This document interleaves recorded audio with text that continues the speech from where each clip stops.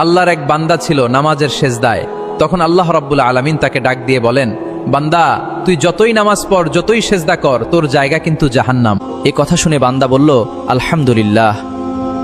আল্লাহ তখন বলে, এই বান্দা, জাহান্নামের কথা শুনে কেউ কি আলহামদুলিল্লাহ কয়? বান্দা তখন বলে, আল্লাহ, জাহান্নামের মালিকও তুমি, জান্নাতের মালিকও তুমি। তুমি আল্লাহ খুশি হয়ে যদি আমাকে জাহান্নামও দাও, তাও আমার আপত্তি করার কোনো অধিকার নেই। আল্লাহ তখন বলেন, বান্দা, জাহান্নামে গেলে তুই পুড়ে যাবি, তোর খুব কষ্ট হবে। বান্দা তখন বলতেছে, আল্লাহ, কষ্ট শুধু আমার হবে না, তোমারও হবে। আল্লাহ তখন বলতেছেন, বান্দা বান্দা তুই পুড়বি জাহান্নামের আগুনে, আমার কষ্ট হবে কেন? বান্দা তখন বলে, আল্লাহ, কোনো মায়ের কোল থেকে যদি কোনো বাচ্চা পানিতে পড়ে যায়, তাহলে কোন মা দূরে দাঁড়িয়ে থাকতে পারে না, দৌড়ে গিয়ে বাচ্চাকে কোলে নেয়? আমার বিশ্বাস ওই মায়ের চেয়ে কোটি কোটি গুণ দয়া তোমার বেশি। আমাকে জাহান্নাম দিলে তুমিও আল্লাহ শান্তি পাবে না। আল্লাহ তখন বলে, বান্দা, এই দলিল তুই কই পাইলি?